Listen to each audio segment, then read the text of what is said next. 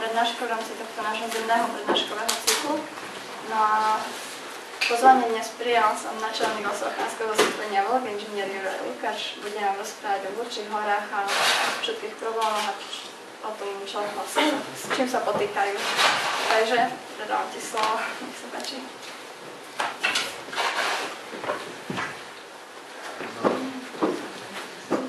Dobrý večer. Mám celkom trému, keď vidím toľko ľudí. Som dávno nerozprával pred takým davom. Ja som tu mal niekoľko prednášok o Čergove a všetky boli zamerané alebo prírodopisne, alebo tým smerom, čo tie hory znamenajú pre človeka. A tak som dnes rozmýšľal, že by to chcelo niečo iné. Tak uvidíme. No, chcel by som porozprávať o tom, čo vlastne sa mi zdá, že mňa ťahá k tomu, prečo za ten Čergov bojovať a prečo sa ho oplatí chrániť.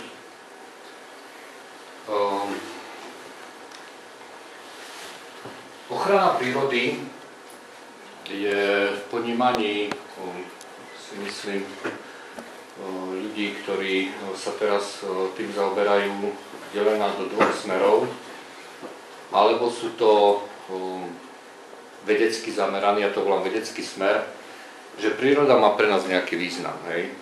Tento smer je veľmi populárny na západe. Chráňme dažďové pralesy, lebo v tých dažďových pralesoch sú nejaké lieky na rakovinu, ktoré sme ešte neobjavili.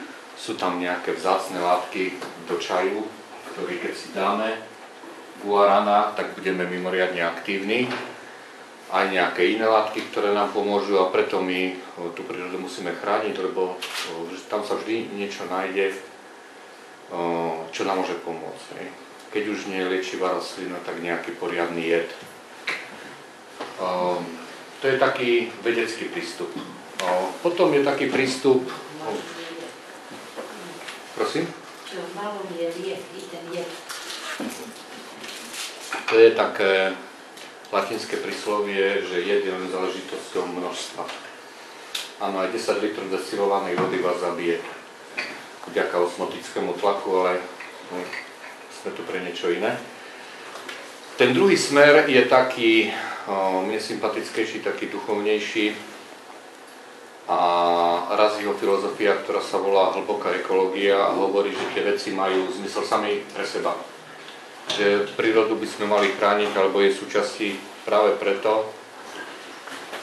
Prichádzajú predstavitelia vedeckého smeru ochrany prírody.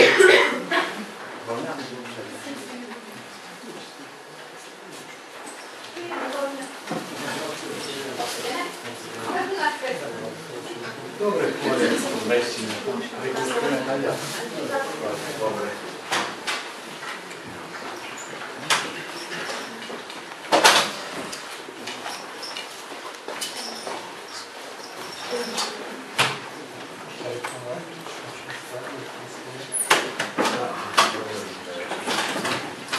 Ja som sa smial, keď tu nosili tie čierne stoličky, ale vidím, že to nebolo vtip.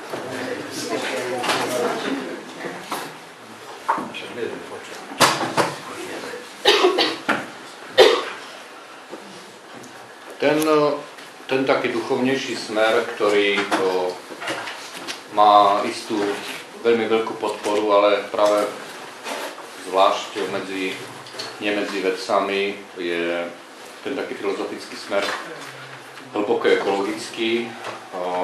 Je to filozofia, ktorú vymyslel norský filozof Arne Næss sa volá. Keď o tom neviete vôbec nič, môžete si u nás kúpiť knižku, ktorá možno, že je aj tu, alebo určite sa dá objednať u nás.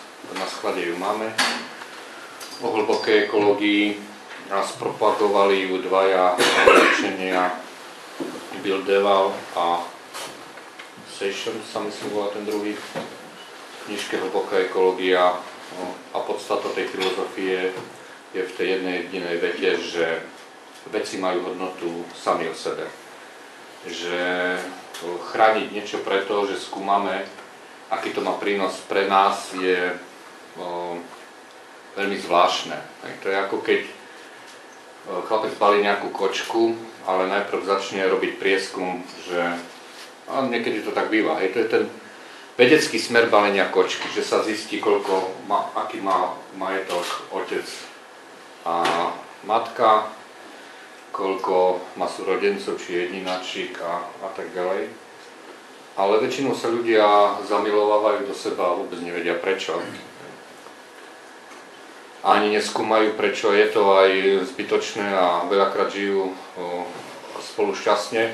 A to je ten princíp tej hlbokej ekológie, že to dievča alebo ten chlapec má hodnotu sám o sebe nemusí vôbec skúmať, koľko zarába a aké má vzdelanie. Keď proste si nejakým spôsobom rezonujeme, keď nejakým spôsobom rezonujú naše duše, tak stojí za to, akože tú milovanú osobu pre niečo chrániť, preto chrániť. A taký prístup k ochrane prírody praktizuje dosť veľa ochranárov, tak duchovnejšie zameraných by som povedal. A to, čo by som vám ja teraz chcel veľmi rýchle naznačiť, ale budem sa možno aj viac pýtať ako rozprávať, je, že možno, že existuje aj ďalší dôvod, tých dôvodov je určite viac.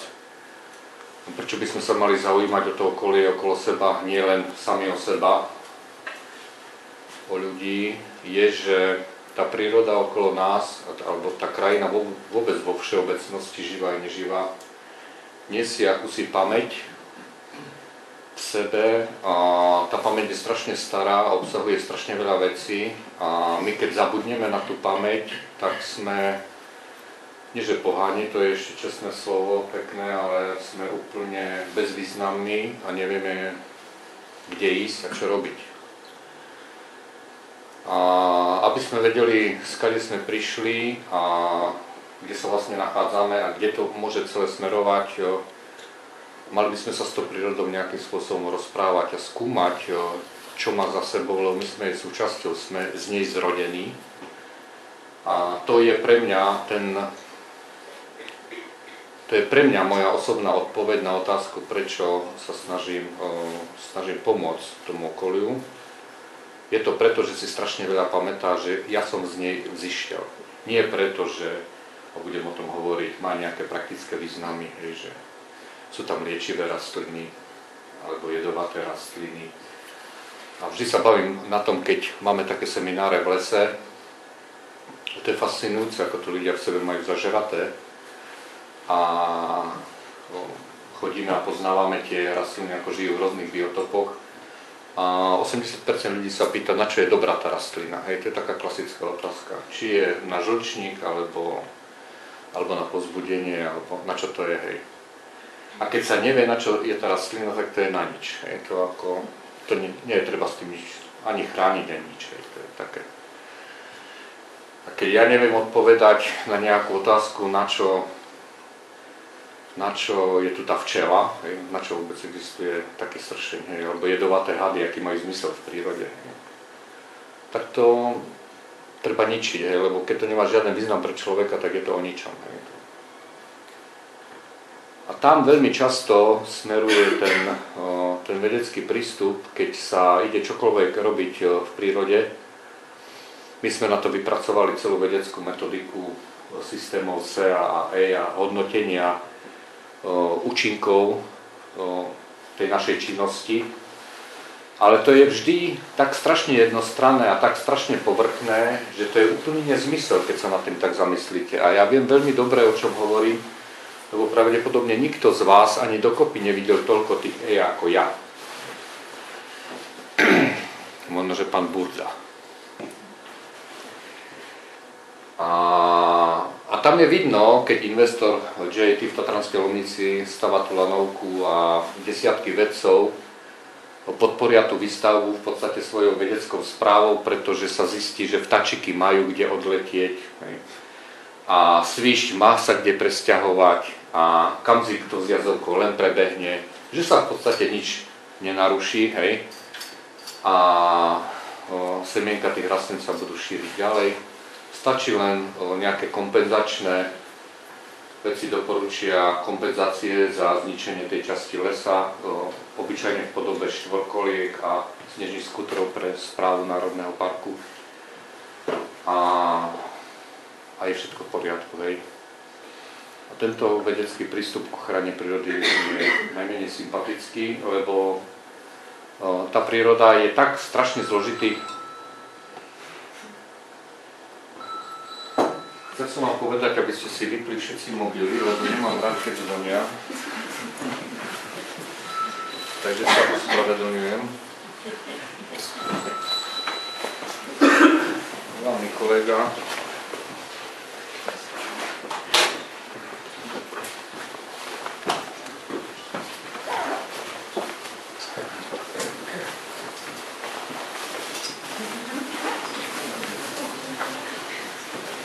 Prichádzať zástupca duchovnejšieho prístupu k ochrane prírody.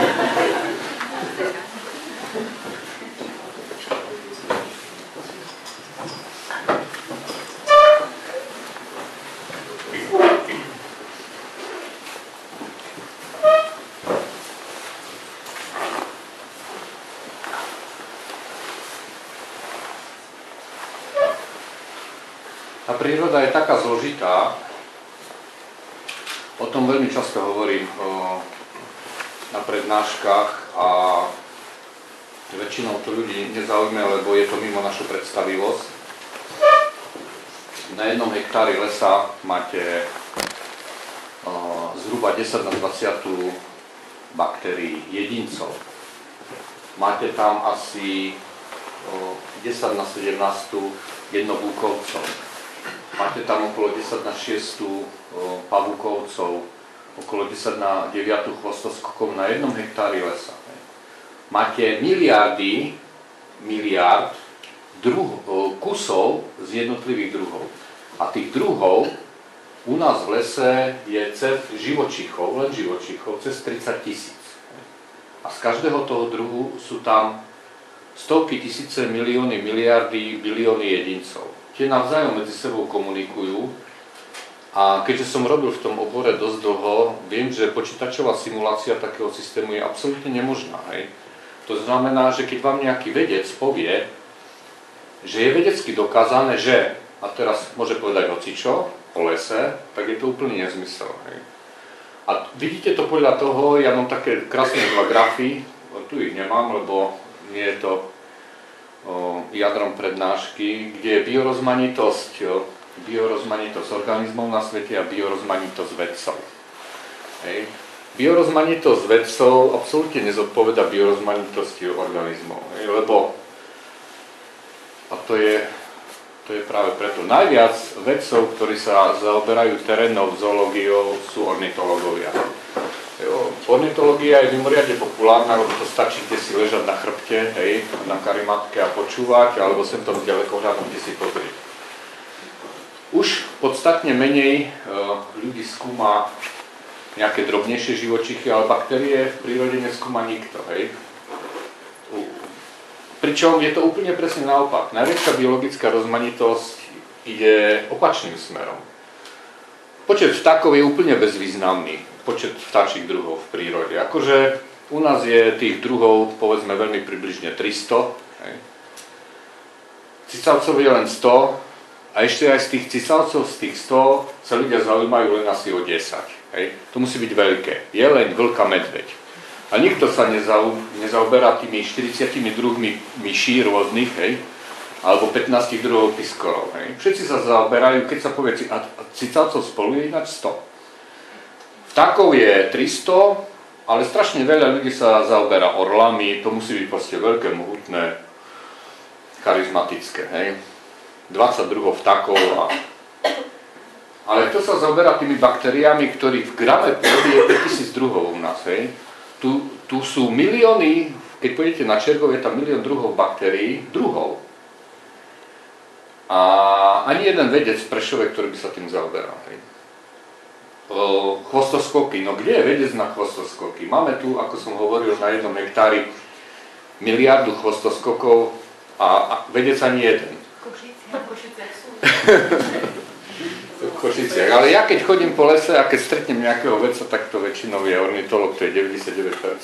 A potom ešte sa dávajú mladým dievčatám pred diplomovou prácou skúmať cicavce, lebo na to sú pasce.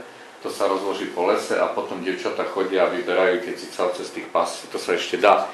Hej, ale na vlka si už nikto netrúfne, alebo medveďa chytiť do pasce a ešte tam navyše poslať nejakú mladú budúcu biologičku. Takže tak, je to veľmi zložité, ten celý systém dať dokopy a pozrieť sa na ňo, ako celý funguje, ako je to prepojené, ako sú prepojené chvostoskopy s medveďmi, s vlkmi, s rastlinami. A preto každý vedec, keď niečo povie, tak má určite pravdu. Pretože on hovorí len, keď pravda je taká veľká, tak on hovorí len nejakú tú bodku z tej pravdy. Hej. Každý si povie svoju bodku, hej. Takže všetci majú pravdu. Keď chce niekto podporiť zjazdovku, tak napíše 20 strán o tom, že to nepoškodí, pretože to nepoškodí vtáčikov a ja neviem koho. A keď chce nejaký iný vedec napísať, že to poškodí, tak si vyberie tie druhy, ktoré to poškodí. Hej. A napíše iných 20 strán. Hej. A to sú také nekonečné vedecké debaty, ktoré nemajú vôbec žiaden význam. Takže nejaká vedecká vedecké zdôvodnenie existencie chránených území je v podstate nezmysel. Hej. Dá sa to jedine nejakou celospoločenskou zmluvou povedať, že nám sa Čergov páči. Páči sa nám viac, keď sú tam stromy, ktoré stoja, ako keď sú tam stromy, ktoré sú zrubané. A preto ho chráňme. Hej. Ale teraz je tam, Čergov sa skladá z dvoch chránených území, ktoré, jedno sa volá Čergovský Minčov, druhé sa volá Čergov a sú tam asi 3 alebo 4 alebo 5 druhov, kvôli ktorým je to chránené. Hej. Jeden z nich je kuňka, si myslím, že žltobrucha. Neviem, či vôbec niekto z vás vie, to je taká žaba. Ako vyzerá. Žlto alebo červeno, jedna z tých dvoch. Hej. A to je dôvod, prečo sa akože chráni 5000 hektárov nejakého územia. Hej. Ako keď tá žaba stade zmizne, čo je dosť silný predpoklad, lebo ona teraz sa liahne v podstate v tých kolejach, po tých katečkách. Keď to začneme chrániť a dosiahneme, že sa na Čergovi nebude ťažiť, tak ona možno, že aj zmizne. Hej. Zmizne predmet ochrany, ako som už veľakrát videl, a rezervácia Čergov, akože to chránené územie bude zrušené, pretože tam už kuňka žiť nebude. Hej. Zažil som to viackrát s bocianom čiernym, ktorí boli také lokality, ktoré boli chránené kvôli hniezdeniu bociana čierneho. Ten proste odletel stade a rezervácia bola zrušená. Takže takéto veľmi úzko zamerané subjektívne dôvody na ochranu nejakej časti prírody sú podľa mňa nezmyselné, okrem iného sú aj nevedecké, samozrejme. To ako keby sme si povedali my chlapi, že teda budeme sa ženiť len so ženami, čo majú 90, 60, 90 povedzme. Je to vedecký parameter, dá sa veľmi jednoducho zmerať, nie do čom diskutovať, ak to neprejde týmto sitom, tak nemá nárok. Tak to isté platí, si myslím, aj preto, keď si my vyberáme dôvod, prečo niečo chrániť. A ja by som chcel povedať, že už som hovoril, že pre mňa osobne tu existuje ešte ten tretí dôvod, prečo. A aby ste videli ten rozmer, tak som tu nasúkal nejaké obrázky, hej, možno, že by bolo lepšie, keby som len rozprával. A neviem, či viete, aká je známa história Zeme. Kto povie, prvé číslo má u mňa pivo správne? Čo si myslíte, 1 000 000 rokov? Tak, čo hovoria vedci, že Zem v takej podobe ako guľa s dačím tu existuje? 13 miliónov. Kto povedal 3,5? Tam bolo miliardy? To kto povedal? Tuto vedľa kolegyňa. Dobre, To naštudovaj. jedno virtuálne pivo tam.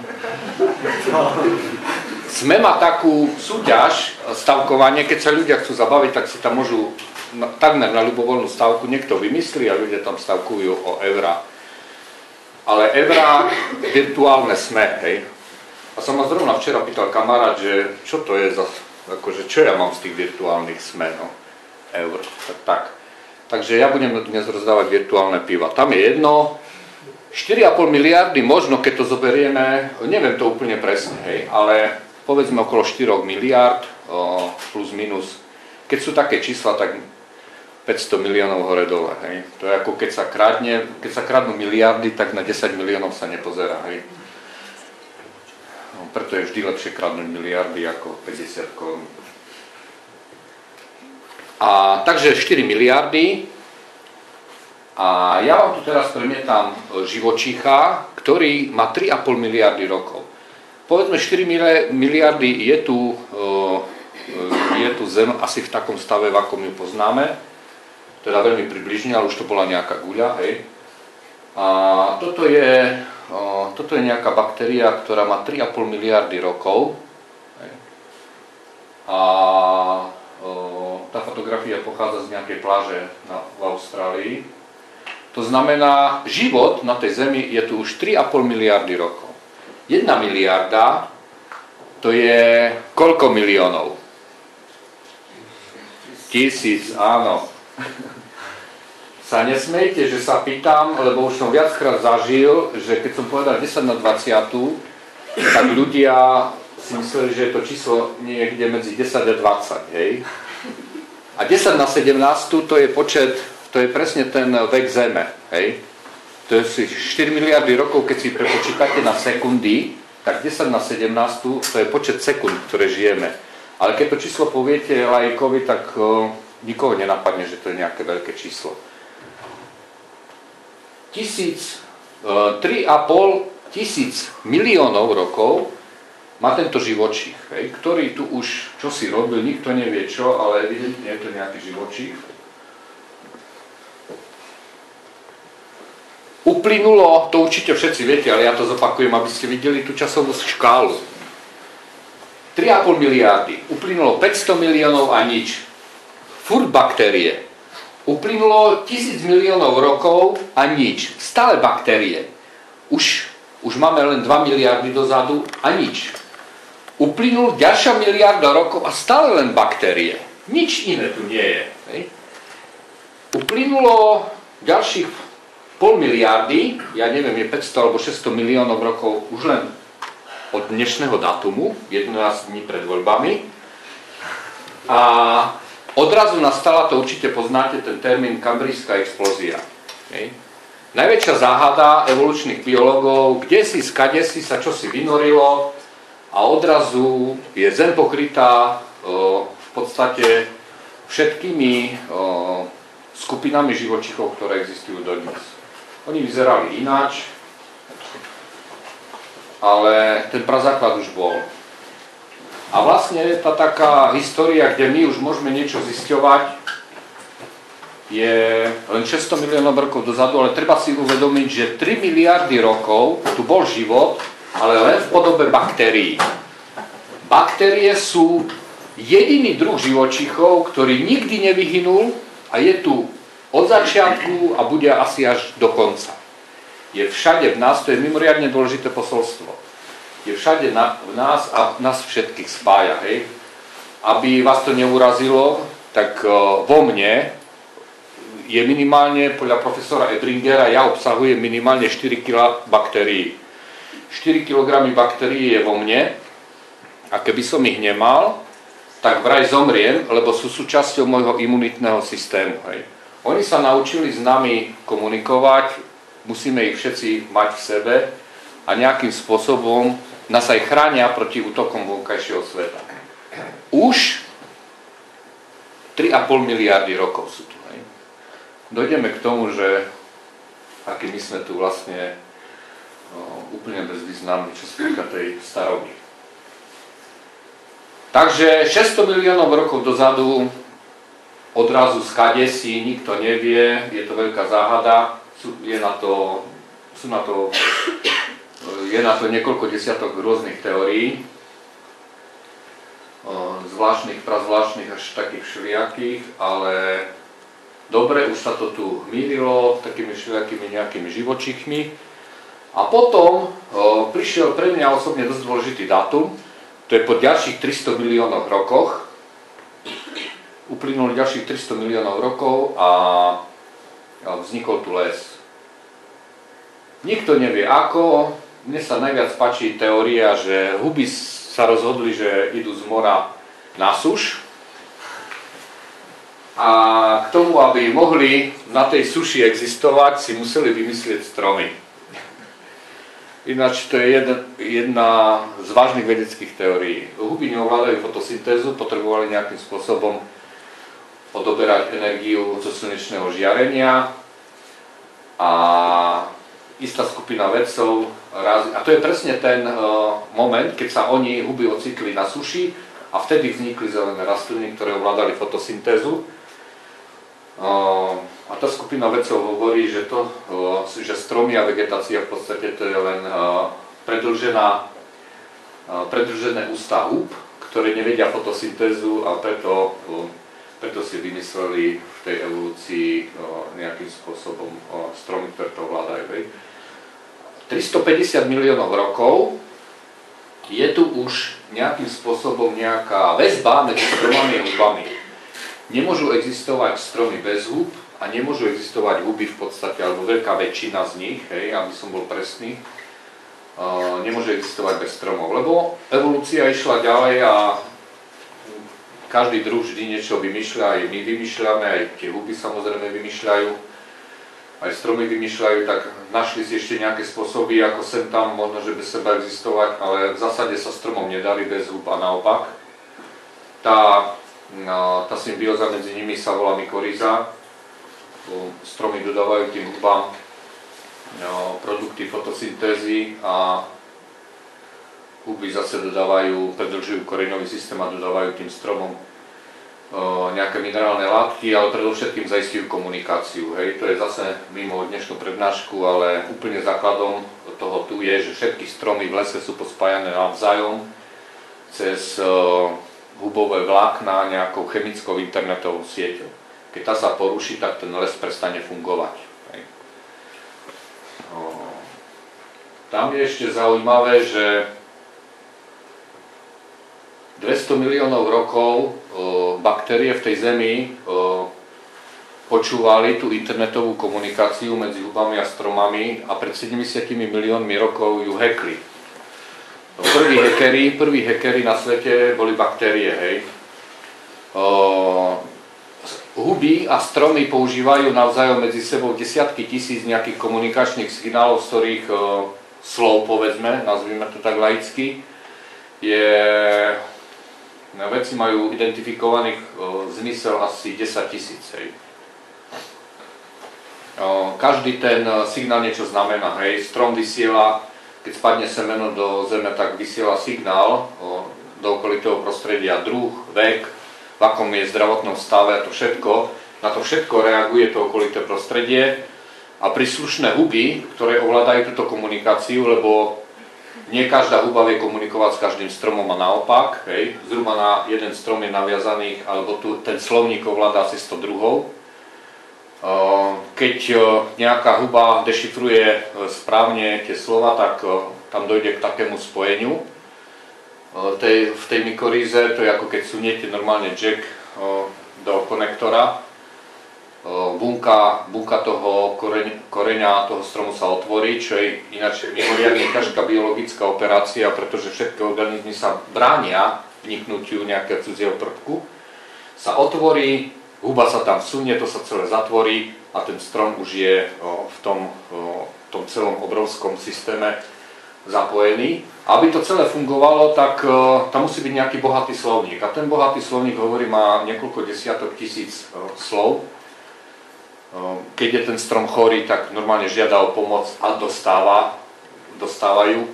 Keď už je až tak chorý, že už ten systém vyčerpáva, tak ten systém vyťahnete jacky z neho a vidíte, že v lese ten strom odrazu, ktorý bojoval s nejakou chorobou rok, tak za 2 týždne je po ňom. Presne ten istý slovník. A sú baktérie, ktoré sa vedia tváriť pred hubami akože jedľa. A teraz vysiela signál, som jedľa, mám 6 mesiacov a strašne by som sa chcela s tebou spojiť. Hej.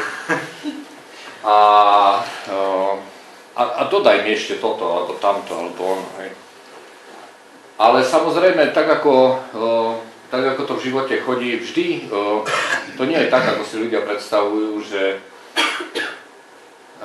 tie živočichy bojujú proti sebe tak o život a na smrť, lebo oni väčšinou bojujú len v rámci toho druhu. Je nezmysel ničiť tie iné druhy, pretože keď ja žijem z toho stromu, tak na čo by som ho zabíjal? Keď ja žijem z tej huby, na čo by som ju zabíjal? A tak tie baktérie sa len zapojili. Oni tam nie sú na to, veľmi šikovne si to vymysleli, aby zabili tie huby, s ktorými komunikujú, alebo ten strom, s ktorým komunikujú, ale aby v tom systéme išli, hej?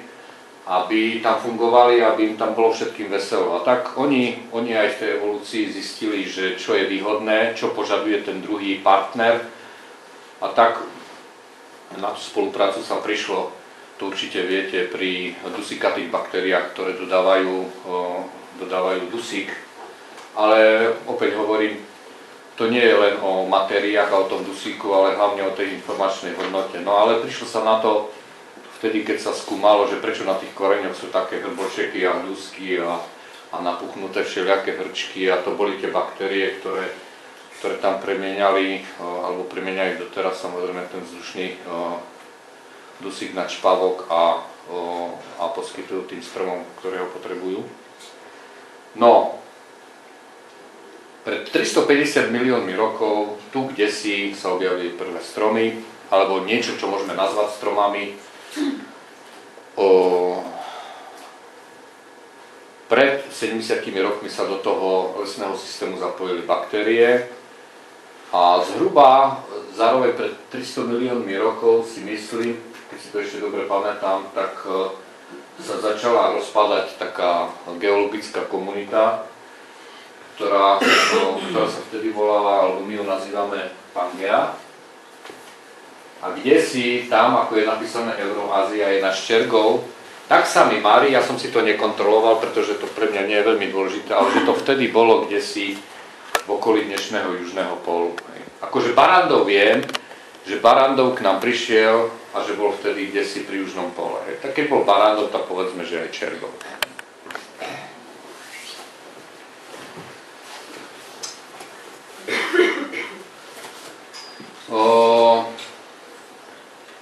To bolo pred 350 miliónmi rokov, začali sa posúvať kontinenty, tá Pangea sa začala deliť, začalo sa to celé rozdeľovať na Ameriku, na Áziu, na Európu, na Afriku. Ono, keď sa pozriete na tú mapu, tak to je úplne jasne vidno, že to do seba pasuje ako pucle, hej. A Čergov sa pomaly ocitá na miestach dnešnej Európy. Čo si myslíte, aký je asi starý Čergov geologicky? Kto vie? Ďalšie virtuálne pivo? 200 000 rokov? 350 miliónov, to bol ten obrázok, čo som premietal. To ešte sme boli všetci spolu a Čergov ešte nebol. 10 miliónov máš štamperlik piva. 10 miliónov rokov má naše najmladšie pohorie, ktoré sú Vysoké Tatry. Vysoké Tatry to je niečo iné ako Čergov. Čergov to určite viete, je tzv. Píšové pohorie, to sú nejaké vrstvy pieskovca, v podobe pieskovca, bridlice. A ten piesok a bridlica to sú vlastne usadeniny v nejakom mori. Ako vždy v tej delte nejakej rieky sa to zväzie do toho mora, tak tam sa nejakou rýchlosťou usádza piesok, inou rýchlosťou to bahno a vytvára tie vrsty. Keď ste išli niekedy po Čergove, tak ste si museli všimnúť, že to má proste ako listkové cesto to vyzerá. Hej? A to listkové cesto je niekedy tak, ale niekedy idete po hrebení a to listkové cesto kolmo. Hej? To je práve preto, že tu kdesi z juhu boli tie titanské síly, nasúvali tie pieskovce a bridlice už usadené, lebo to celé pracovalo, ako sa trhala tá Pangea, tak to celé vysunulo tam kdesi od juhu, od Švajčiarska ešte nižšie a tu sa to ustalilo. A ešte medzi tým potom, alebo potom, to bolo pred 50-40 miliónmi rokov. Pred 60 miliónmi rokov na mieste Sabinova a Prešova bolo more. Alebo tu všade asi pravdepodobne naokolo. To potom pomaly vyschýnalo a začalo od juhu sa to celé trhať a vysúvať. A z toho mora tie usadeniny vytvorili tie Flyšové pohoria. To je keď až potom pred 10 miliónmi rokov odrazu puk a vyskočili Tatry. Ako čertík z krabičky. A keď sa pozriete na Slovensko, tak tie Flyšové pohoria sú v takom oblúku a tu vo vnútri sú Tatry. Hej? A tu sú tie iné pohoria. To sú tie, ktoré to celé tlačili, kde si od spodu a smerom tak. A toto proste, ten oblúk je vytlačený, hej, Flyšový. To znamená, tu tie Kysuce, potom poza Tatry až a u nás tu Čergov, Bukovské vrchy a toto.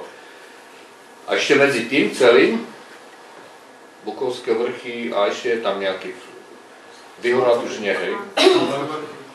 Čo? Slánske vrchy? Slánske vrchy je sopečné pohorie. To keď sa pozriete na oblík, tak vidíte, že oblík to je jedna celá sopka, v ktorej stúhla tá láva a sopka zmizla, zvetrala, ale tá láva vo vnútri zostala, to je kopec oblík. Tam je spústa takých kopcov, to je aj Stráž patrí do toho. Flyšové pohoria musia vyzerať ako listkové cesto, keď tam idete. A medzi tými Flyšovými pohoriami a tým, čo on nasúvalo, tak je tzv. Bradlové pásmo, ono zase ide tým istým oblúkom, hej. A to je od toho Dunajca, keď idete vlastne na Lipany, tak vidíte medzi Čergovom a cestou sú také všelijaké vapencové skalky a vytvory. A toto ide až do Humenného, hej. To sa volá Bradlové pásmo, ináč to má šírku len asi 100, 200, niekde 500 metrov, hej.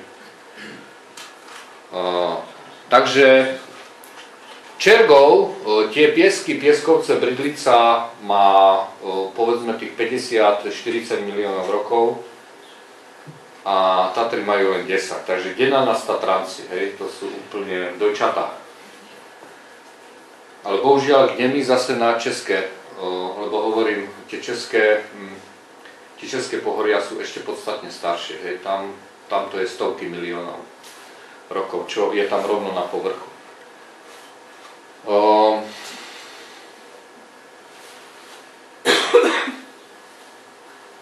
10 miliónov rokov a už tu máme Tatry, už sú tu všetky potoky, behajú tu už nejaké moderné cicavce, hej, také už by sme ich nazvali aj jeleniami, aj vlkmi.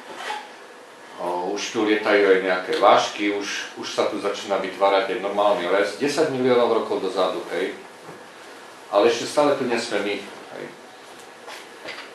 Neviem, kto vie, kedy sa tu objavil na tej zemi človek v takej podobe, že by sme ho mohli nazvať človekom. Sapien? Nie Sapiens, také dačo, čo už vyzeralo, no. Gorila. 3,5 je celkom, za 3,5 dávam pivo virtuálne. Lebo ten údaj, ktorý ja poznám, teda je 2,4 milióna vecí, tak hovoria 2,4 milióna rokov, že človek v takej, nie je to ešte homo sapiens, hej, to je už, ale to sú také rôzne formy, oni tí veci ani nevedia presne, ako boli pospájané a každý rok vyjde v Science nejaký nový článok, ktorý vyvracia články z predošlého roku a mne sa najviac páčia veci, ktorí zvlášť krásne vyvracajú sami seba, hej.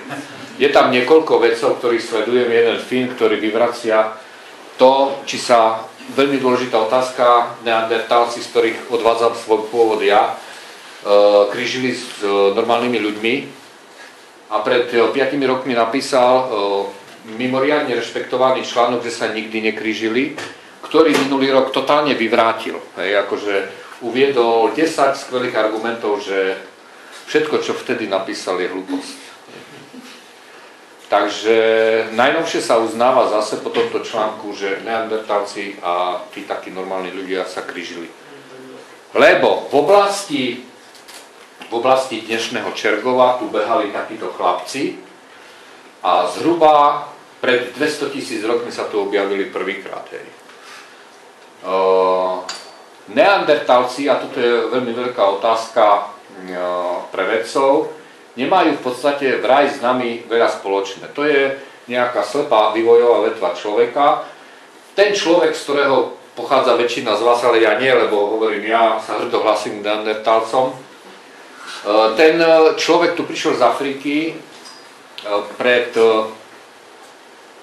to je 200 000 rokov, je tu v Európe neandertálec. Každých 100 000 rokov, aby ste boli v obraze, tu v Európe prišla doba ľadová.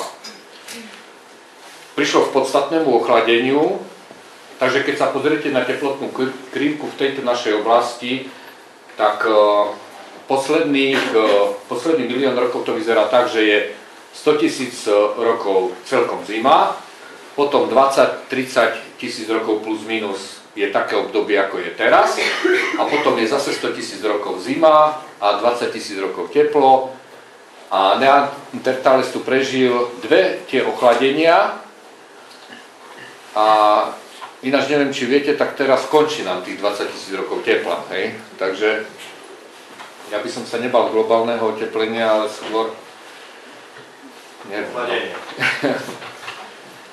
Moja manželka má takú inzitnú vedeckú teóriu, že príroda si vymyslela človeka, aby bojoval proti globálnemu ochladeniu tým, že emituje plyny, ktoré spôsobujú skleníkový efekt a nulujú tie prírodné efekty, ktoré sa snažia našu Zem ochladiť. To znamená, my sme tu na to, aby sme udržali klímu v rovnováhe. Prikurujeme. 200 000 rokov. Zažili jednu 100 000 rokov trvajúcu dobu ľadovú, potom teplo, potom zase 100 000 rokov chladu. A potom asi pred 50, 70, 60, 50 000 rokmi, podľa toho, do ktorej oblasti tu prišli ľudia z Afriky. Noví, ktorí s neandertálcami nemajú nič spoločné. A za 3-4 000 rokov neandertálci na Čergove a tu v našom okolí, lebo áno, sú tu také stopy, zmizli. Toto môže byť kľudne záber niekde z Majdanu alebo z Hertníka, hej? Autentická fotografia.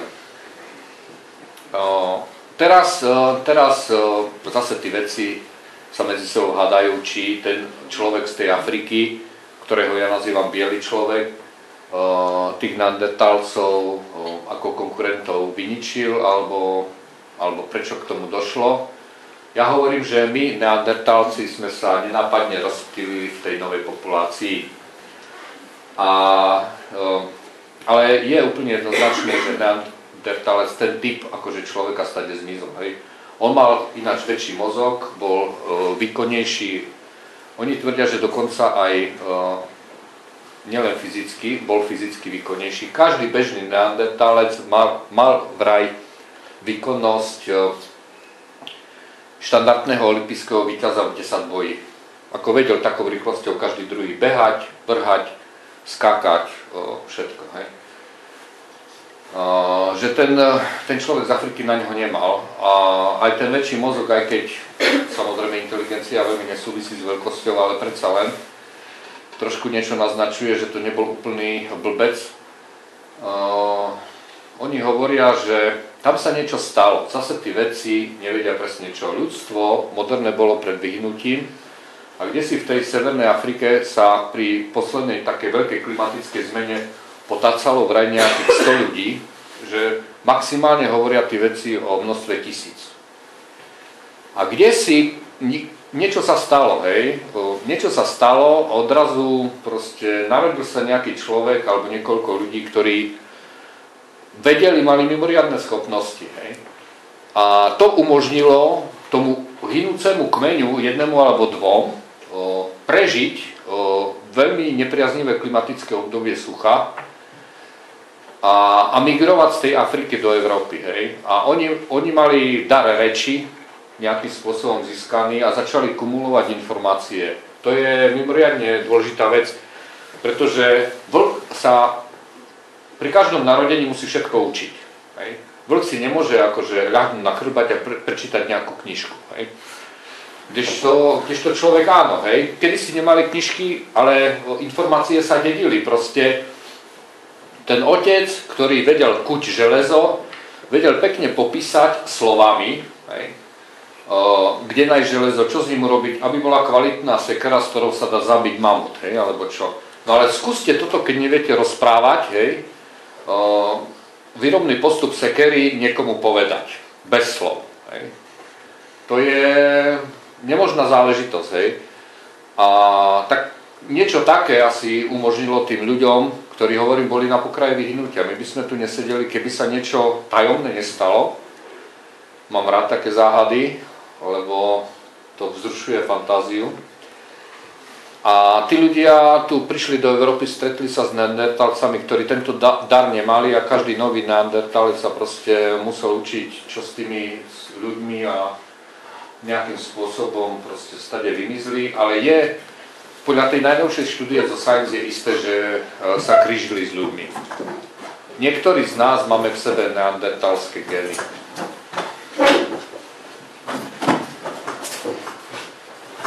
Moja manželka hovorí, že ja ich mám 100%.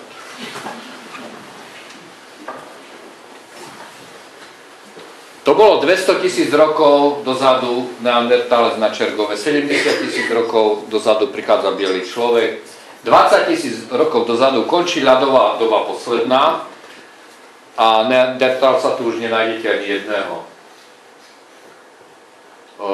Končí doba ľadová, začína tá, povedzme, dnešná klíma, ktorá ale aj tých posledných 10-15 000 rokov je sprevádzaná veľkými klimatickými výkyvmi, ale už to nie je tá doba chladu.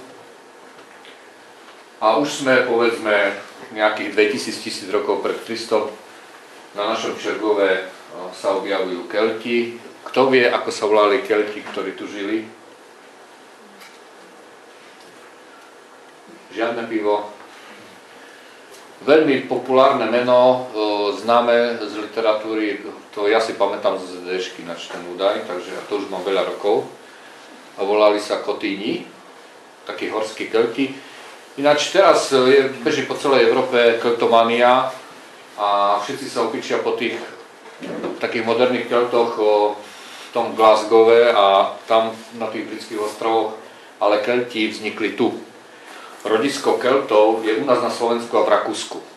Tu je pravlasť, že zase časť nás má v sebe keltské korene. My sme vznikli tu od Podhorode po Viedeň, proste tu je pravlasť Keltov. Kedysi pred 2000 rokmi tu boli prakelti, potom bola tá doba latenská, to si určite pamätáte, ale okolo 700 rokov pred Kristom to asi vrcholilo a oni sa vtedy začali sťahovať do Francúzska a z Francúzska potom z nejakých dôvodov do Anglicka.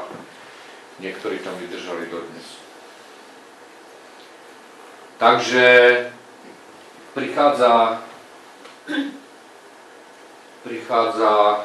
narodenie Krista a 500 rokov už nášho letopočtu. Cyril a Metod, cudzinci, ktorí nám tu priniesli cudzú vieru medzi nás, pohanských Slovanov. Ktorý je to rok, kedy tu prišli na Čergov Slovania? Koľko? 863. Ale to je Cyril a Metod. Ale ja sa pýtam, Slovania, my sme tu žili dávno pred nimi. 5. storočie. Áno, máš úplne reálne pivo, keď so mňou pôjdeš. V 5. storočí tu prišli, to som ináč zrovna predvčerom čítal také najnovšie potvrdenie, lebo to boli hádky, či 5. či 6. a kedy, ale že úplne prví Slovania tu už v 5. storočí boli.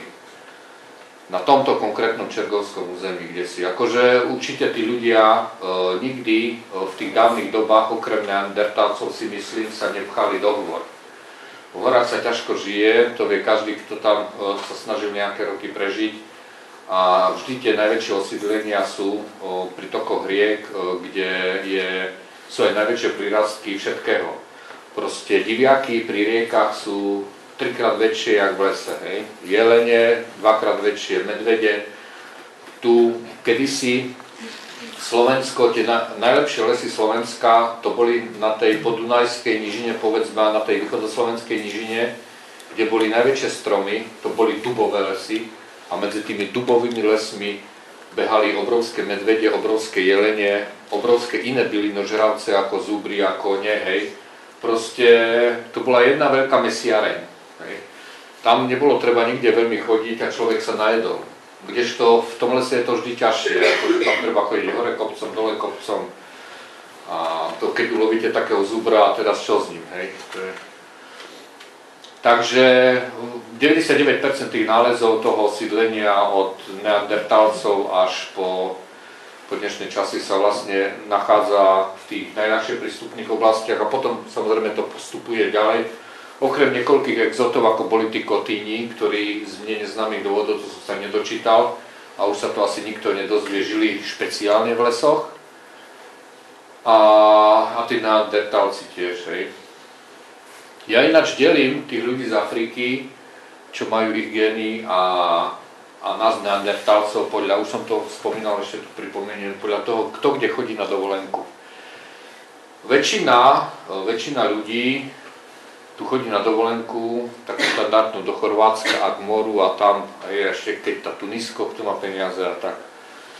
Ale my neandertálci chodíme na dovolenku do Fínska, Švédska, Islandu a zase tam, lebo my máme radi chlad, hej, a sneh a také veci.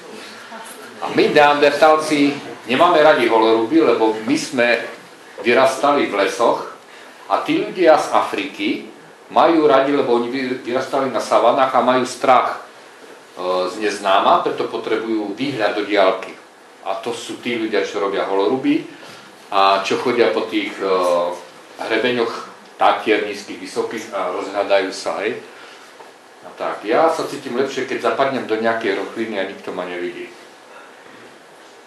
Dobre, 500 rokov už našeho letopočtu prichádzajú Slovania, prijímajú kresťanstvo a dochádza k takému veľkému kultúrnemu zlomu, ktorý tu asi 2 milióny rokov nebol, že sa kultúrne vnúcuje nejakému národu, konkrétne nám v tomto území, chápanie okolitého sveta, ktoré doteraz nemali ani historicky, ani predávané rečou. A to je, že proste zvieratá v lese delíme na dobré a zlé, na satanov a anielov. Bohužiaľ tu urobili, možno, že nie ani Cyril a Metod, ale ich nasledovníci určite. To bolo prvé, kresťanstvo sa šírilo na našom území rúbaním lesov a likvidáciou veľkých šeliem. Nikto nevie prečo, nikto nevie prečo presne, hej, ale prichádzajú tu ľudia z inej kultúry, pretože to sú Gréci v podstate, alebo Frankovia, to sú ľudia, ktorí nerozumejú tomu prostrediu, prírodnému hovorím, a vidia, že svätyne tých Slovanov vtedy, v 6. 7. storočí, boli lesy, hej. Starí Slovania nestávali kostoly, ale mali svetoháje a tie všetky svoje obrady robili v lesoch. V lesoch, ktoré by sme teraz mohli nazvať prírodné rezervácie, kde sa nesmeli rúbať stromy, nesmeli sa vyťahovať mŕtve stromy, nesmelo sa bojovať proti likožrtovi. Tam, keď vošiel nepriateľ, tak sa tam nesmelo s ním nič robiť. To bolo proste posvetná pôda, kde sa nesmelo ani prelievať krv. A tam sa robili tie obrady a to bolo prvé, čo tí propagátori, alebo ako to nazvať, toho kresťanstva ničili, lebo to považovali za symbol nejakého pohanstva. Hej. Možno, že keby si vybrali iný spôsob práce, tak by to bolo lepšie. A podobne ako svetoháje, bol vlk a medveď, tzv. Apotropaické zviera. To sa udržalo ináč veľmi dlho, pretože aj teraz si všimnite, že to v sebe máme. To je tá história, o ktorej hovorím. Si všimnite, keď Rusi idú robiť majstrovstvá sveta, koho si vyberú v hokeji za maskota tých majstrovstiev? No medveďa, vždy. Medveď to je ruský myša, to je vždy, keď chcú znázorniť inteligenciu a sílu v niečom symbolicky, tak je to ruský medveď. keď New York Times uverejňuje nejaký článok o Rusoch a potrebuje tam nejakú karikatúru, tak vždy tam nakreslí ruského medveďa, ktorý niečo robí. Drtí Ameriku, hej, alebo ja neviem čo. A to pretrvalo dodnes. Keď my sme usporiadali posledné majstrovstvá sveta, neviem, či si pamätáte, to bolo minulý rok, tak sme mali maskota koho? No vlka. Toho vlka, pred ktorým teraz akože alebo voči ktorému sa tu píšu všelijaké pamflety a polovníci sa snažia z neho urobiť tú krvilačnú šelmu, tak my sme si ho dali ako maskota. Usmievavého, veselého vlčíka s hokejkou v ruke, keď si na ňom pamätáte. Máme to v sebe. Proste sú to pre Slovanov apotrofaické zvieratá, ktoré nás vždy chránili pred démonmi.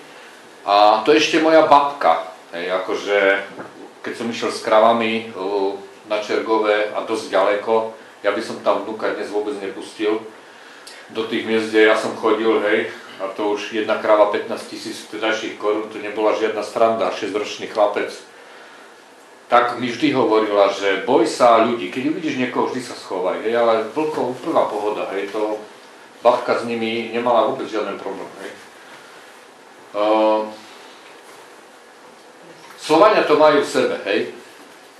Preto aj my sme skazení, a veľká časť z vás určite, práve tou kultúrou zo západu, ktorá tu prichádza, kde tých vlkov, v Anglicku bol posledný vlk videný v 14. storočí, posledný rys v 15. a podobne medveďa tam už nemajú 600 rokov, hej. Oni proste žijú 600 rokov, oni už dávno zabudli na to, ako vyzerajú skutočné zvieratá. Tá celá kultúra je tam bez zvierat. V Európe to išlo pomalšie, pretože ničili to rovnako ako v Anglicku, ale my tu vždy ich máme nejakú možnosť nadopovať. Na tie britské ostrovy cez to more je ťažko, hej. Tam medveď neprepláve len tak jednoducho, hej. Ale aj tu je to tak, všetky tie rozprávky, v ktorých sa vlk alebo medveď vykresluje ako nebezpečné zviera, si všimnite, sú nemecké rozprávky. Od bratov Grimovcov, alebo od nejakého, nedaj Bože, od Andersena, ale nespomínam si, že by tam mal tieto zvieratá on zrovna. Ale tie úžasne depresívne, alebo Tolkien je veľmi akože, Tolkien, ktorý sa strašne bál lesa, hej. Keď čítate jeho knižky, tak to ide strach, akože to je niečo, kde je nejaká hrôza a číhajú samé nebezpečenstva. To nie je niečo, kde treba chodiť s radosťou a všetci sú kamaráti, hej. A kdežto, keď si zoberiete, a ja mám do Pšinského rozprávky úplne originál, on ako chodil s tými svojimi ľuďmi, bohužiaľ 80% je to z Gemera, ale tam, a to sú prepisy, ja mám tie prepisy, čo nejakí jeho pomocníci od slova do slova zapisovali a on k tomu mal len poznámky, hej. To znamená, to nie sú tie moderné rozprávky, kde je už prerozprávané všetko. Tam sú vlci, vo všetkých tých rozprávkach sú vlci ako zvieratá, ktoré človeku pomáhajú. Tam ani, a vlkolák po slovensky, to je človek, to je šľachtic, tí najlepší z ľudí sa v noci premieňajú na vlkolákov a využívajú vlčiu silu, aby ľuďom pomáhali. To je slovanské posolstvo, staré vyše 1000 rokov. A teraz, keď si pozriete nejaký film o vlkolákoch, hej, tak to je des a hrôza, hej, to je... každý ten film zo západu je niečo, čo hovorí o vlkolákovi ako o niečom, ako o nejakom besovi, ktorého špeciálne zabíjať ľudí a šíriť zlo a ja neviem čo, hej. To je úplne proti zmyslu tej pôvodnej slovanskej kultúry, ktorá hovorila aj o vlkovi ako o dobrom zvierati a potrpajíckom a hovorím, vlkolák to bol výkvet spoločnosti, ten v bájach. Vlkolákom sa mohol stať len šľachtic najlepších cností. To nemohol sa stať hocikto. Každý chcel byť vlkolákom, ale musel mať k tomu nejaké schopnosti.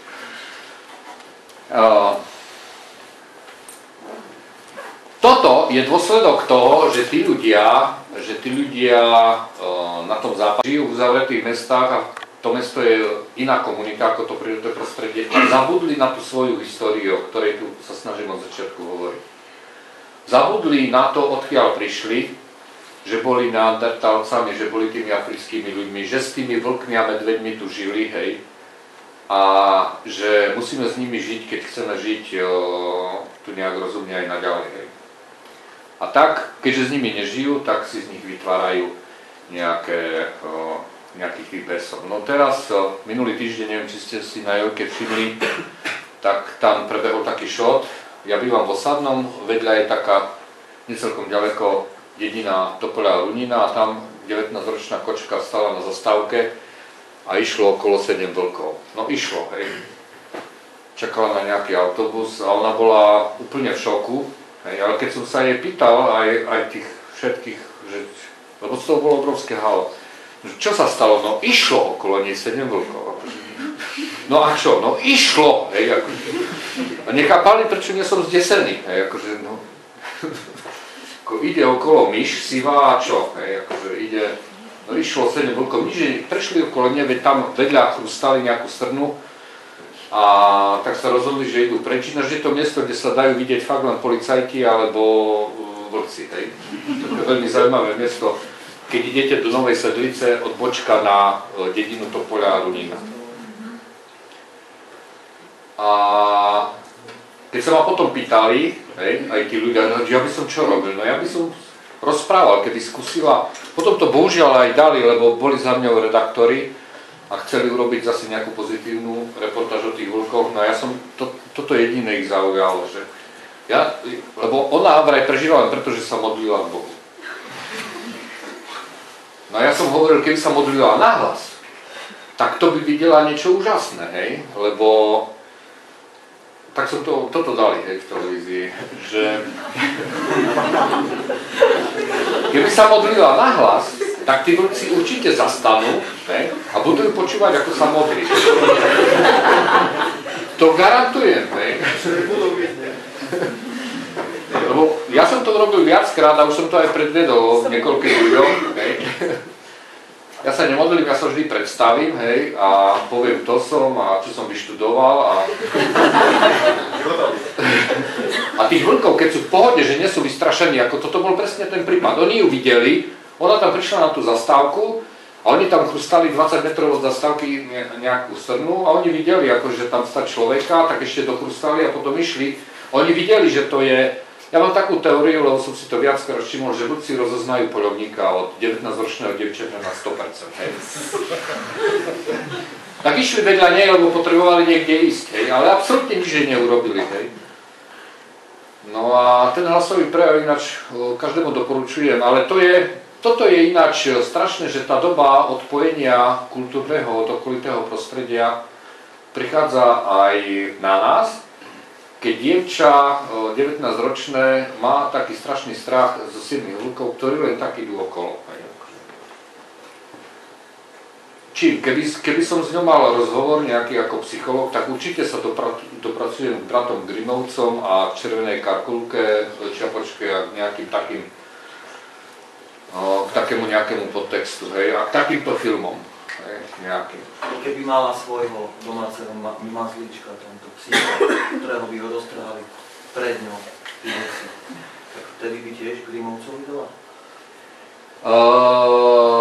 Ja som mal psa, volal sa Skúkam, on už nežije, a dvakrát mi utiekol s vlkmi, raz a úplne v pohode sa vrátil.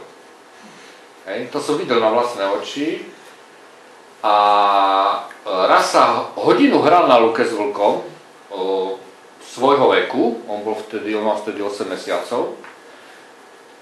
A to som ešte chápal a raz mi utiekol na 4 hodiny so starým vlkom. A sa vrátil taký radostný s vyplazeným jazykom. Hej. Takže také nejaké, akože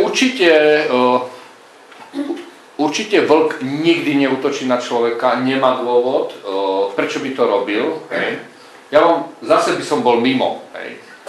Ale veľmi stručne, je to myslím kvôli tomu, že vlk je sociálne zviera a má o človeku najbohatší jazyk zo suchozemských cisavcov. To je zviera, ktoré žije sociálne v rodinách ako my. Je to zviera, ktoré má partnerov na celý život. Tá svorka to je vlastne rodina, kde je rodičovský pár a deti. Na celý život. Hej? A len oni majú deti. A to všetko ostatné to sú ich deti v tej svorke. Na to, aby taká svorka mohla fungovať, každé sociálne zviera, keď má fungovať, musí mať nejaký pomerne zložitý jazyk. To máme my ľudia, hej? Ale majú ho aj vlci. Vlci podľa vedcov rozoznávajú minimálne 4000, možno že viac slov medzi sebou. A to je dôvod, prečo vlk sa stal prvým zvieraťom a dávno pred všetkými ostatnými, ktorý začal s človekom žiť. Keď som hovoril, že pred 200 000 rokmi tu boli neandertálci, pred 70 000 rokmi, že tu prišli moderní ľudia z Afriky, vlk začal žiť s tými neandertálcami pred 100 000 rokmi v Európe. Podľa posledných DNA analýz zo Science. Prvý. A žil ako jeho spoločník, nie ako jeho nepriateľ. Aj s jeho deťmi a so všetkým. Hej? A to je práve preto, že vlk človeku rozumie, akože nám mačka nikdy rozumieť nebude, lebo mačka nie je sociálne zviera. Mačka proste, ona je sama za seba. Ona nevie komunikovať. Až pred 10 000 rokmi sme domestifikovali koňa, krávu a tak to išlo postupne. Hej. Takže vlk určite ani nemá záujem, ani sociálnu potrebu človeku ubližiť. A to, že či by zaútočil na nejakého psa, lebo pes je len vlk.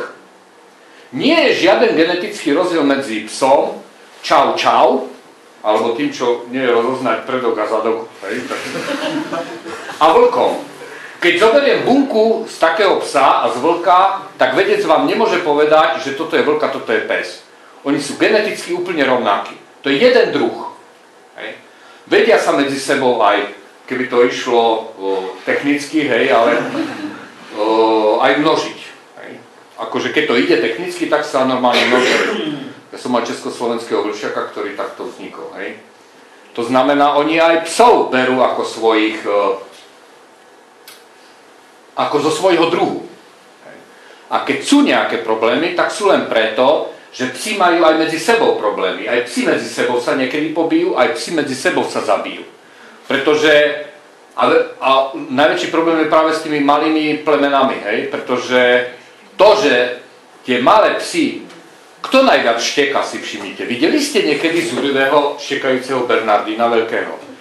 Akože, ale keď idete okolo toho bieleho špica, hej, tak to je furt naštvané a furt štekajúce, hej.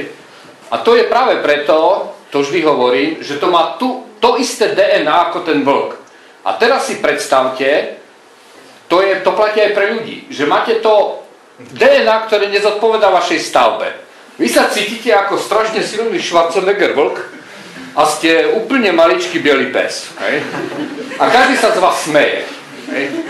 A teraz, ale to je vážny psychologický problém, teraz taký pes, čo si o sebe myslí, že je Schwarzenegger, sa stretne s nejakým iným, ktorý je vlčiak a má zodpovedajúce parametre, hej? A oni v tej nejakej reči, proste ten sa snaží byť Schwarzenegger a ten mu chce dať najavo, že nie. A niekedy to dopadne veľmi zle. To je ako keď príde nejaký 140, ako keď prišiel Dzurinda k nám do krčmy a snažil sa robiť ramena, hej? Akože niekto príde do krčmy a nepotrebuje povedať ani jedno slovo, keď má 190 cm a 100 kg váhy, hej? A toto platí aj pre tých psov, takže ja nevylučujem. Vlci, áno, vlci sem tam zabijú psa. Tak, ako sem tam zabije pes psa. To je úplne ten istý princíp. To nie je preto, že ten pes... Áno, vlci sem tam zabijú ovcu, pretože oni nie sú vegetariáni, nejedia mrchu. A keď stretnú ovcu v lese, tak ju proste zabijú, lebo tak zabíjajú aj diviakov, aj jeleňov, aj hocikov. Ale nikdy nezabijú, nikdy. A my to máme prakticky overené, pretože sme nasadzovali čuvačov. Vlci nikdy nejdú za ovcami, okolo ktorých behajú slovenské čuvače. Lebo si to 100-krát rozmyslia. Keď sú tam úplne normálne na voľno slovenské čuvače, neexistuje, aby sa vlk do toho opustil a máme pozorovania také, že vlci chodia hore-dole, pozerajú a nie čuvače, neideme ďalej. Máme desiatky takých pozorovaní. Hej, takže Ale ostatné psy platia krásne za darmo všetky.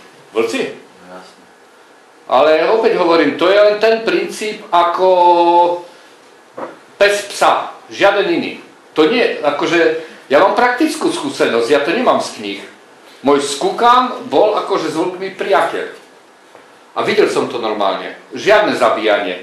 Nemali dôvod. Ale videl som, a to viackrát, zabitého bieleho špica vlčiakom. Hej. Proste ja na mieste Dzurindu by som u nás v krčme proste nerobil frajera. Ticho, kde si. A oni robia frajera, to je ten problém.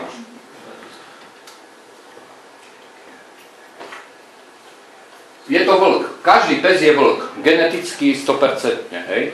Takže vlk s vlkom, aj vlci medzi sebou sa niekedy pobijú. Hej.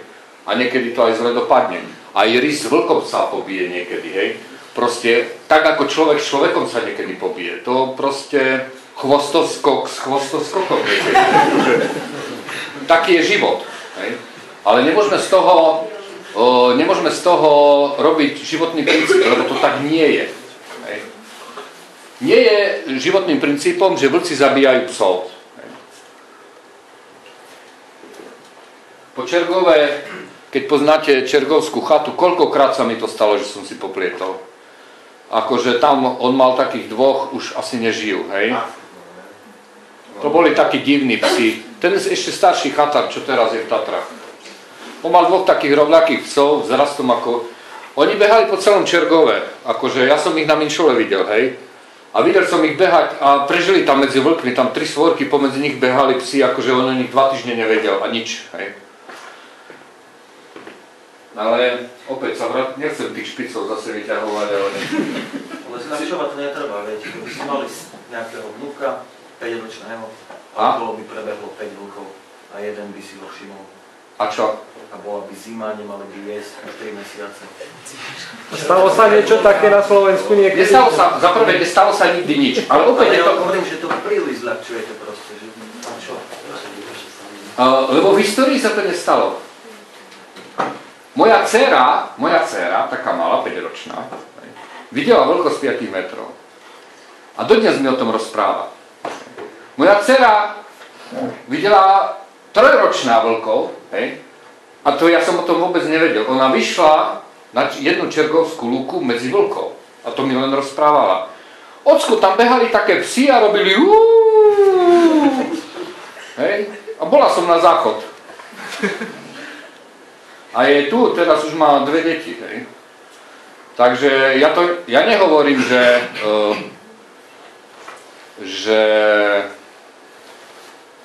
vlk je mierumilovné zviera, je také ako človek, je proste také.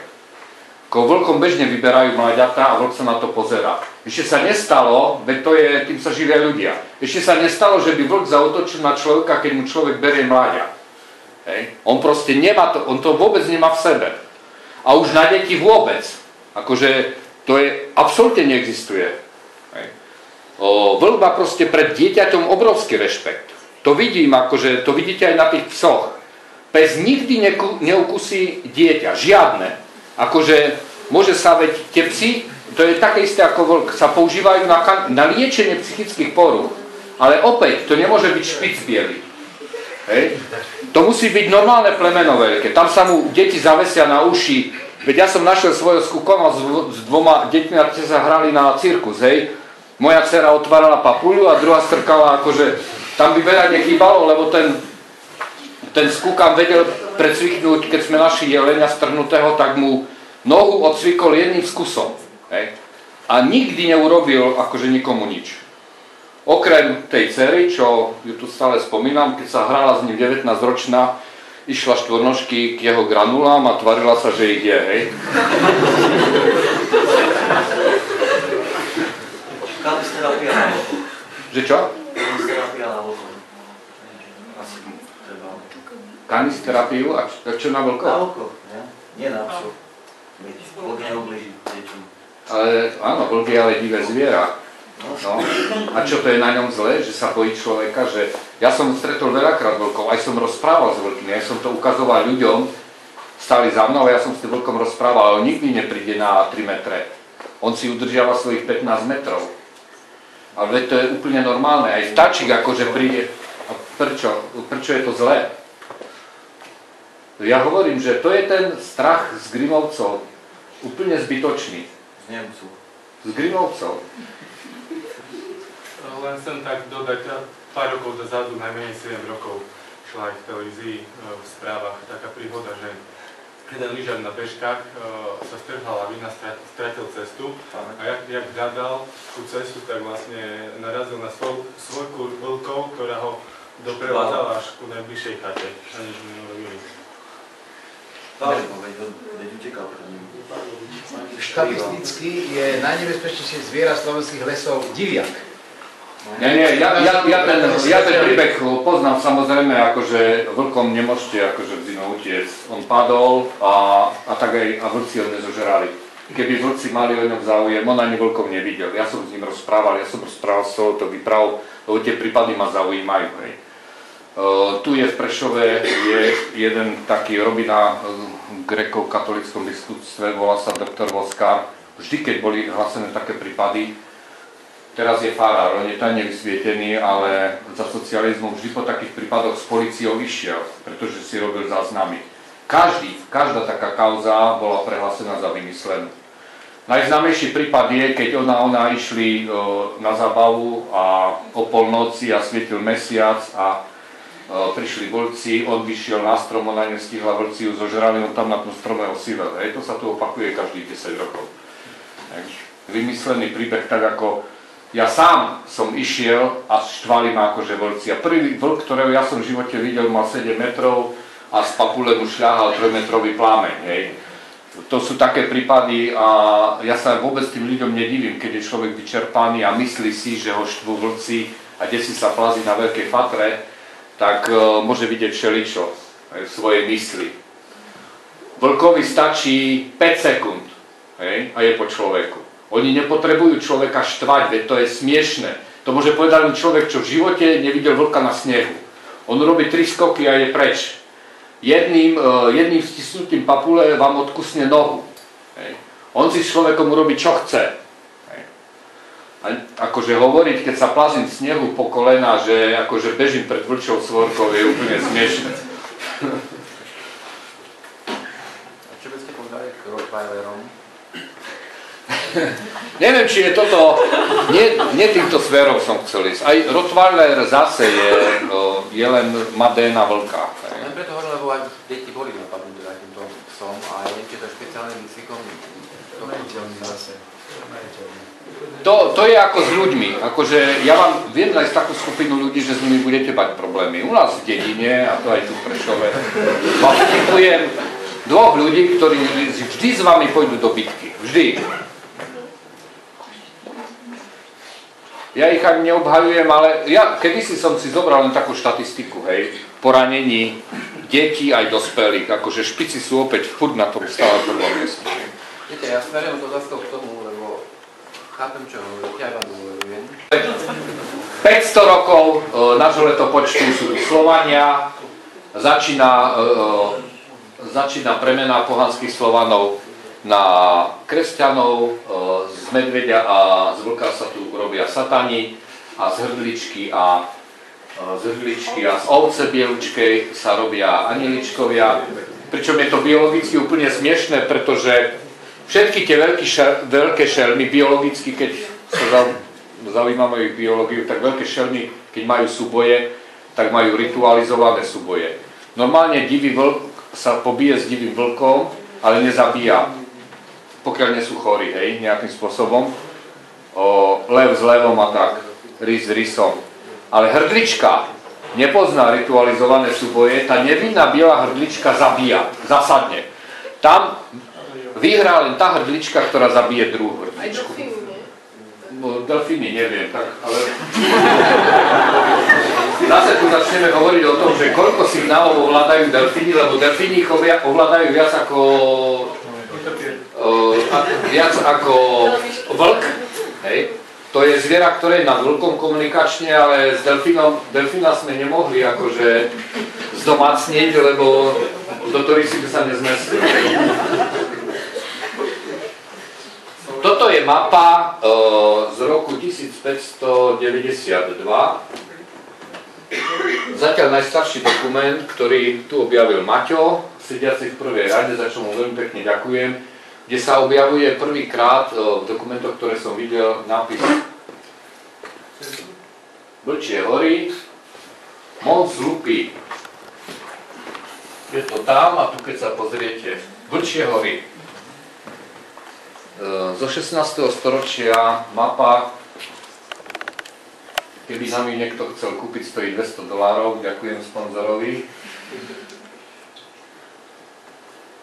Pôvodne, tu keď sa na to pozriete, viete ako v tých kartografie nebola tak veľmi rozvinutá, oni tam zabudli na tej mape na Torisu, Cirocha s Laborcom, tam tak nejak podivne sa zlieva a rozpája. Je tam viac nejakých geografických nezmyslov, takže treba to brať s takou rezervou. Ale už na tejto mape sa dá úplne jasne povedať, že Vlčími horami označovali tú časť Karpat v podstate od Užhorodu, čo je teraz súčasná, povedzme, poľsko-slovensko-ukrajinská hranica smerom tu na západ. Ten hrebeň bol označovaný ako Vlčie hory. A z tej mapy to vyzerá, že to končilo kdesi pred Bardejovom, ale mám inú knihu z 18. storočia, kde je textový popis aj Zemplína, a mám inú, kde je textový popis Šariša, latinské z Rakúsko-Uhorska, ktoré už hovoria, áno, zase sú tam 3 zdroje uvedené, ktoré hovoria o Vlčích horách, ktoré išli z tejto oblasti až vlastne potok Torisy. To znamená, Čergov, od Čergova, Nízke Beskydy a súčasné Bukovské vrchy sa dá povedať, že boli označované v tých starých prameňoch ako Vlčie hory. Má to určite nejaký význam a určite je to nejakým spôsobom zviazané s vlkom. To celé moje rozprávanie, opäť sa k nemu vrátim, lebo sme tu mali veľmi silnú vedeckú odbočku smerom k psom, je pripomenutie toho, že v tej krajine, v ktorej my tu žijeme, a keď hovoríme o tom Šariši, tak Čergov je tá výrazná krajina, dominanta, je zakliatá celá tá história, o ktorej som hovoril. Tu, kdesi v tých hlbinách, keby sme pátrali, tak určite nájdeme potomkov najstarších baktérií, ktoré majú tých 3,5 miliardy rokov. A ich DNA je v jednobunkových organizmoch, v mnohobunkových organizmoch a je až v nás. Ono, že viete, že mitochondrie, ktoré sú v každej našej bunke, vlastne vznikli nejakou symbiózou baktérií a našich buniek. To znamená, každý z vás má v každej svojej bunke potomka tých prastarých baktérií a tie bunky, tie časti buniek nám vlastne vyrábajú energiu. Každý z vás a ja máme v sebe nie len zakomponovanú baktériu v bunkách, ale priamo máme živé baktérie, ktoré nám pomáhajú k dobre fungujúcemu imunitnému systému. A to je to naše spojenie s tou minulosťou. A to naše spojenie s tou minulosťou nie je len v tých baktériách, ale aj v tých živočíchoch, ktoré tu naokolo žijú.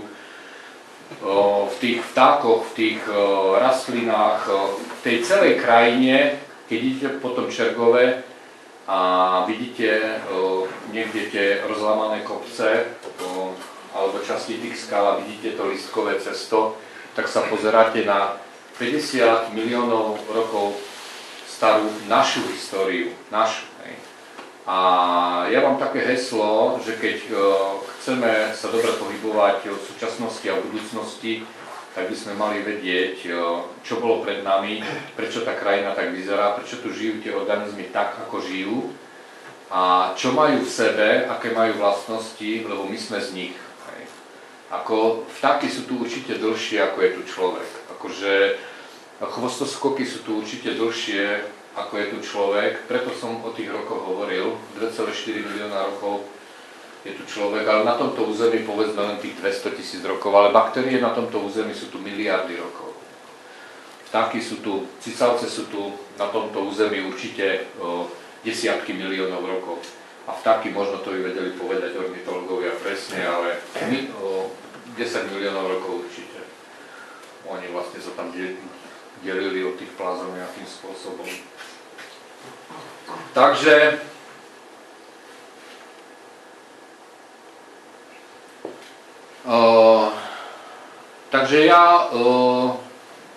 ja tu mám niekoľko takých záberov priamo z Čergova, ktoré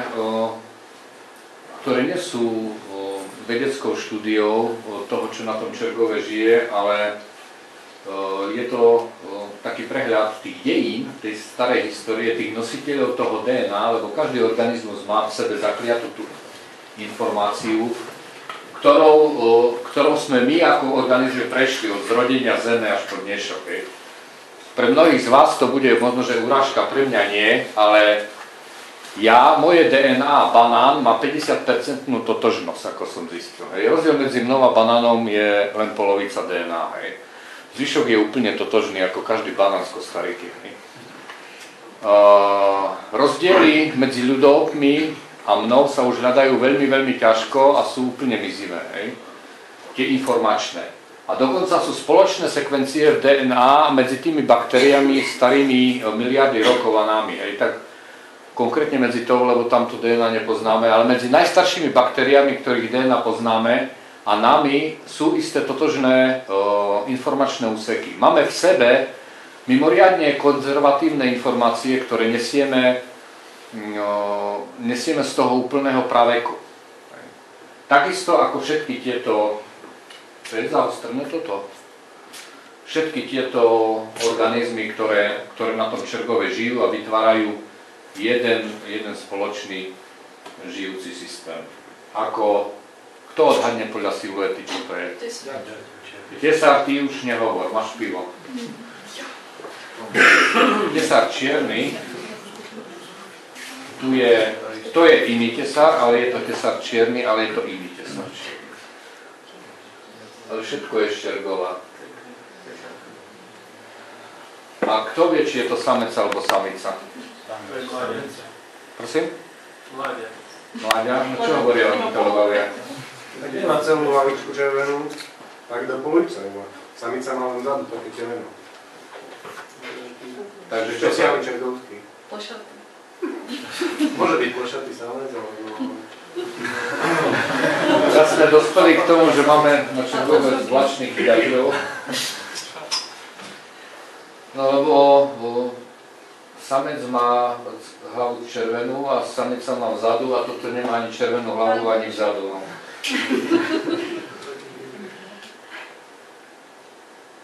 A toto je čo za hľadateľ?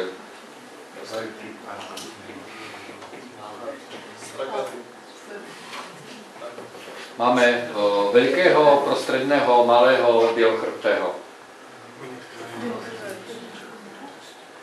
Toto je podľa mňa veľký.